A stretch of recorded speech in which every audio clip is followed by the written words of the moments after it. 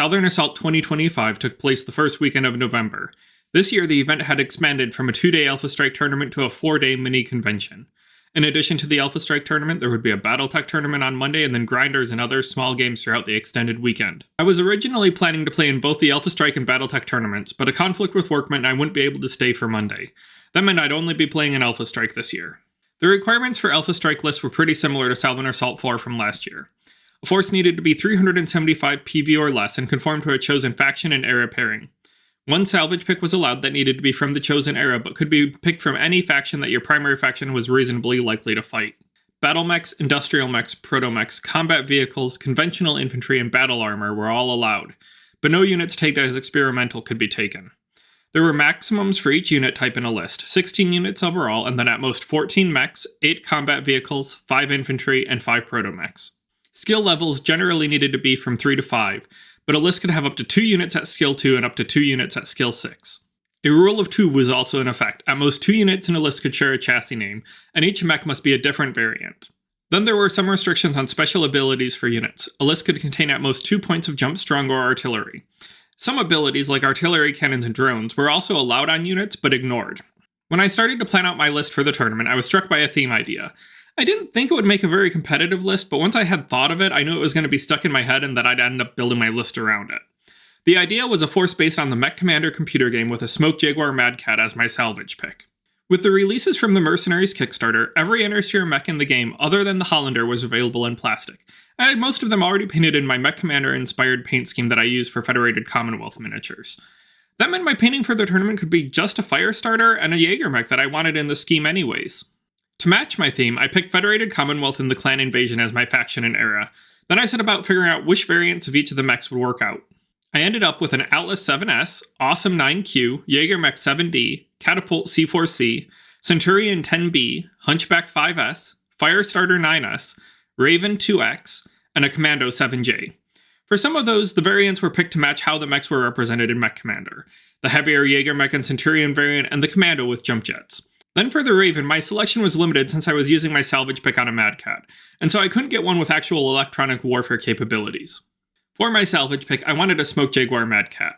That mech features prominently in Mech Commander's intro cinematic, and then also shows up in one of the first few missions as an enemy unit. If you're lucky or willing to replay that mission enough, you can salvage it and then add a powerful unit to your force early in the game. After looking through some options, I decided to go with the N configuration for mine. With that set of mechs picked, I had enough free points remaining that I was able to improve the skills for my Atlas, Awesome, and Mad Cat to 3, so that they could be better at targeting evasive units. To finalize my list, I also had some fun editing my unit cards to add quotes and call signs for each of the mechs. These were all grabbed from either the cinematics or gameplay of Mech Commander. With my list covered, we can now fast forward to the start of Southern Assault. The doors opened Friday evening for socializing, open play, and the annual Crabback charity game. Crabback is an annual tradition started by Steve from Motor City Mech Warriors and the Mech Bay podcast, and John from the MRC.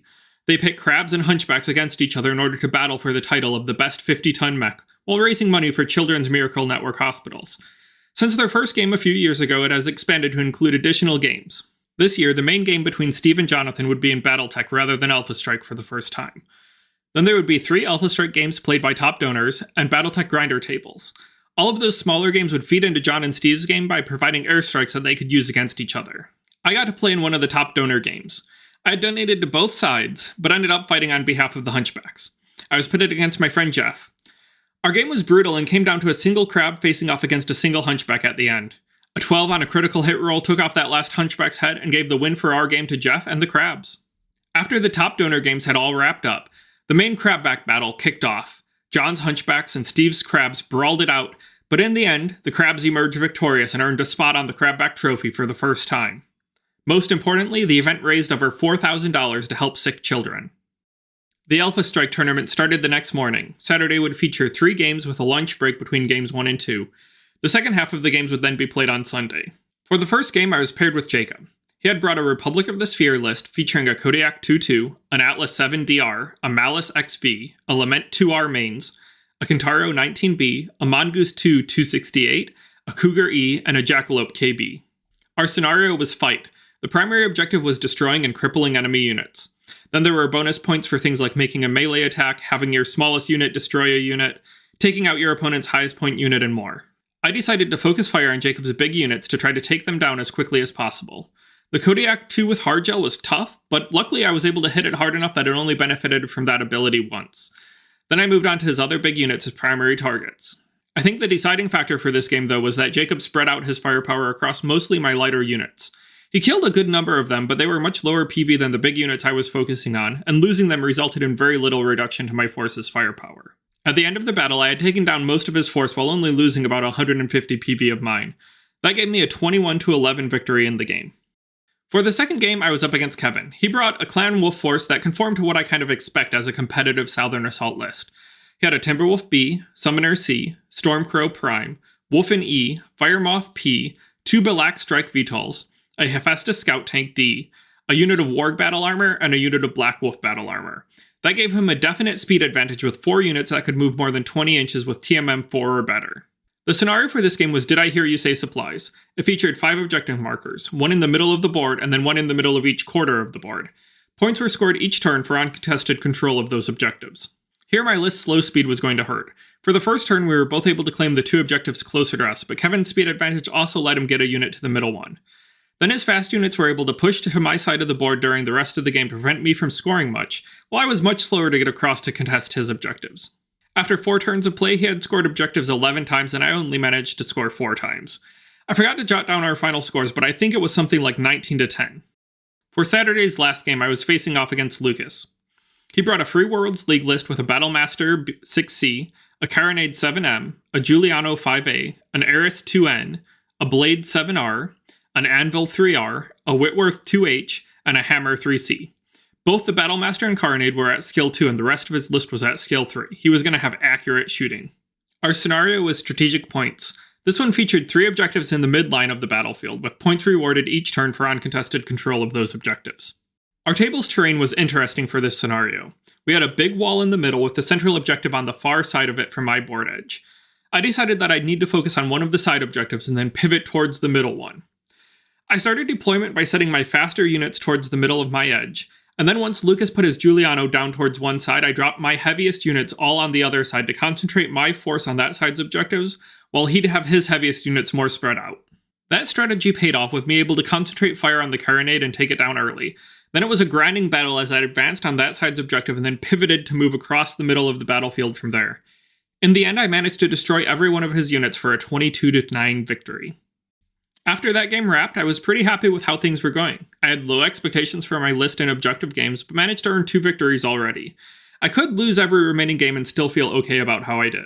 With Saturday's games wrapped up, I went to get pizza with a couple of friends, socialized a bit, and then called it a night. Sunday's game started a little earlier than Saturday's thanks to not needing the check-in process. We'd get 2 games in, have a break for lunch, and then come back for the tournament's final game.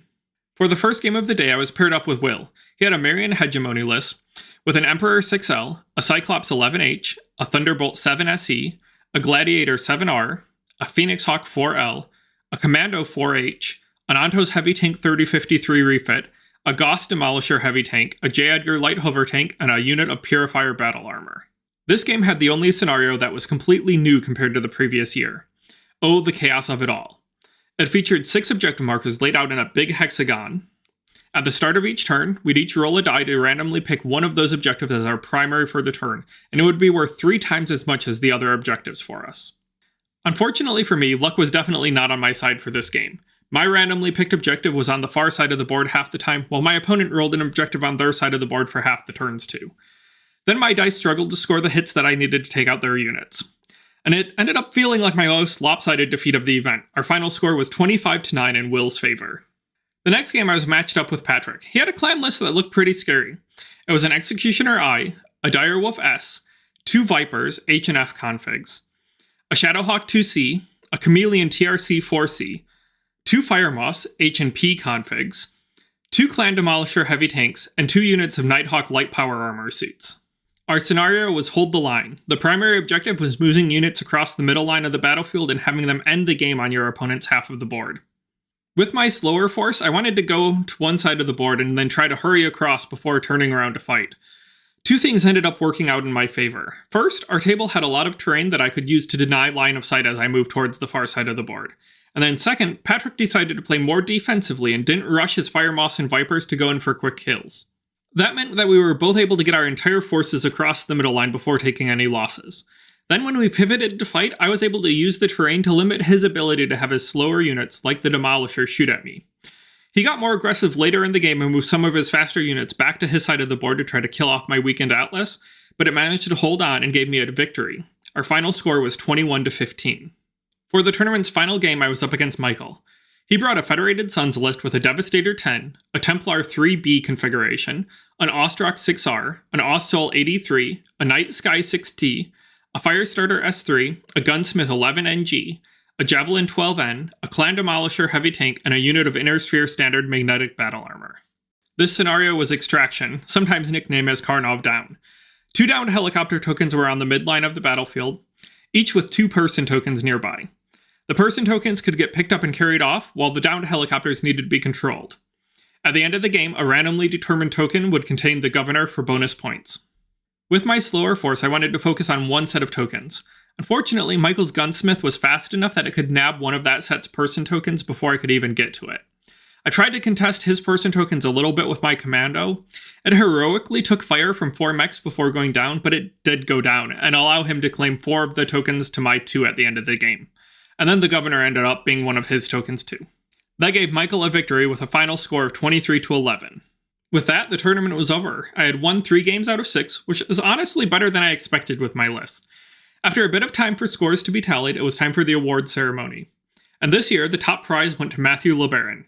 During the ceremony, I was a bit surprised with how low I came in for the overall rankings.